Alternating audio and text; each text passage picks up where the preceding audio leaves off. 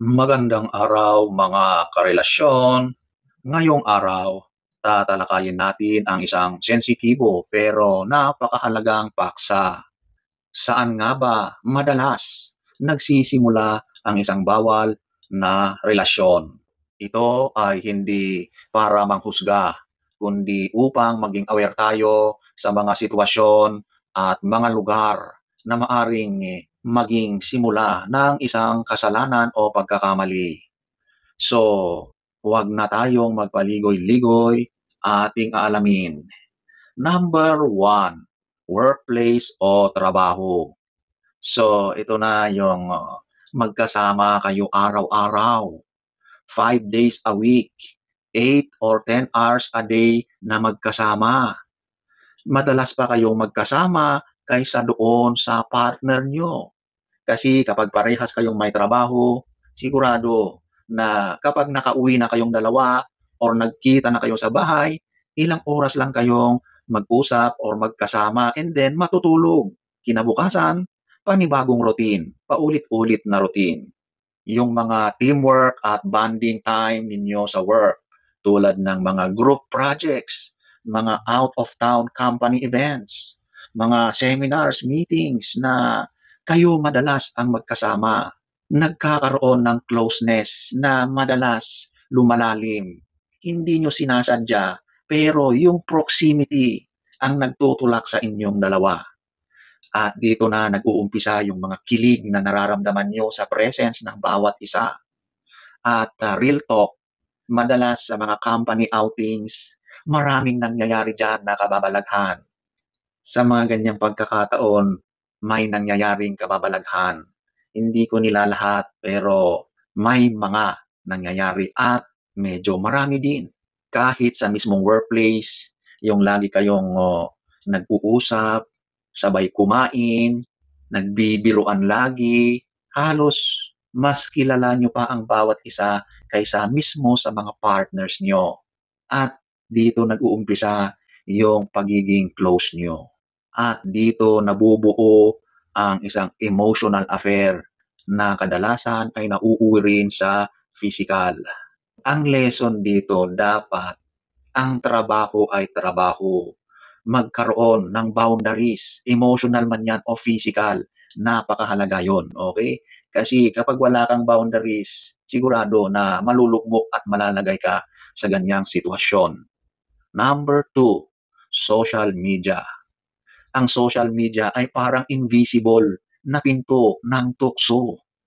Ito na yung uso ngayon. Ito na yung nangyayari sa panahon ngayon. Nagsisimula lang ito sa simpleng pag-like, pag-comment, pag-heart sa mga posts. Kapag araw-araw itong nangyayari, sigurado na mapapansin yan at dito nag-uumpisa yung communication. Dito na nag-uumpisa yung mga private messages. Nagsisimula yan sa mga simpleng biruan. Dito na nag-uumpisa yung mga secret na pag-uusap ninyo sa chats at sa kung anumang mga apps ang ginagamit nyo. Nagkakaroon na kayo ng landian. Nagkakaroon na kayo ng ugnayan na mas lumalalim kaysa simpleng pag-like or pag-comment. So lahat ito ay nag-umpisa sa social media hanggang sa dumating sa punto na kayo na ay nag-uusap ng sikreto na hindi alam ng partner mo. Ang mga taong gumagawa nito ay gumagawa rin ng mga separate na social media accounts or profile para doon mismo sa tao na kausap nila. Ang lesson dito, ang social media ay para sa connection, para sa mga bagong kakilala, pero kung ginagamit mo ito para magtago, magsimula ng isang secret na affair, napakadelikado ang ginagawa mo. Number three, social gatherings. Mga kasiyahan tulad ng weddings, reunions. Nako, yung reunion na yan, real talk yan. Maraming nagaganap dyan at madalas dyan nag-uumpisa yung mga ganyan. Mga birthdays, mga company parties. Ayan, sa mga company parties, isa rin yan. Pusakal ang mga yan. Ito ay mga events na minsan ay nagiging daan para sa mga bawal na ugnayan.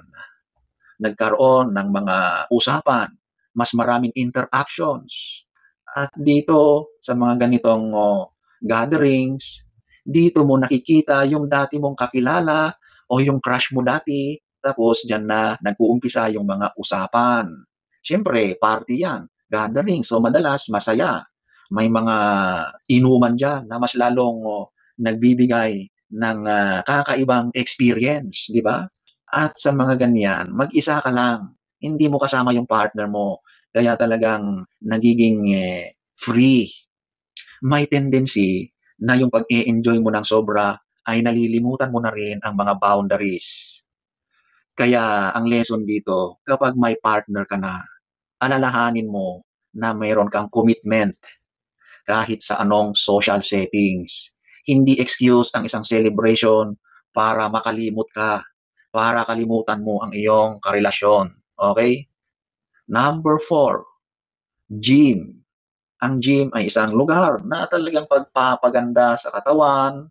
Talagang ang mga tao diyan madalas ay fit, mga sexy bodies ang nandiyan.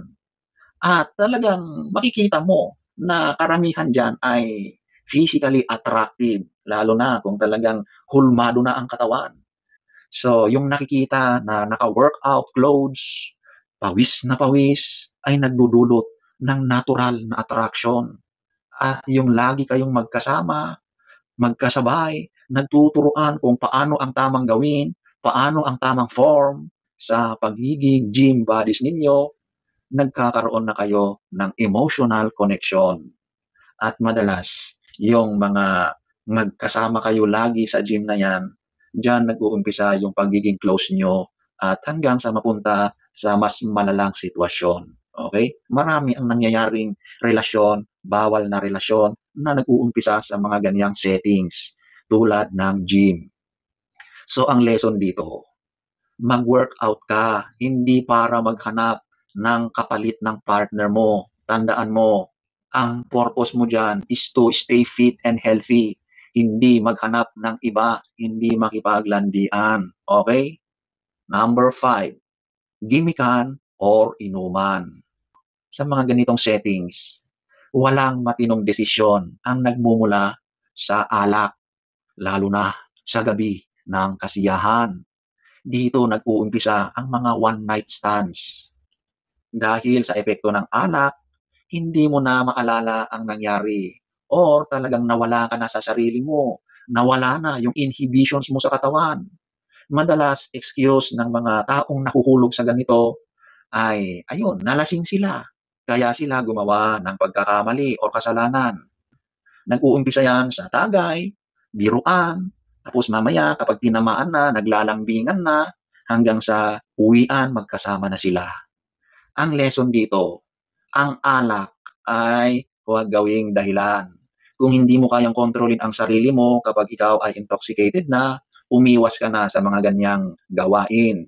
Kasi sigurado na makakalimot ka kapag ikaw na ay nasa impluensya ng alak.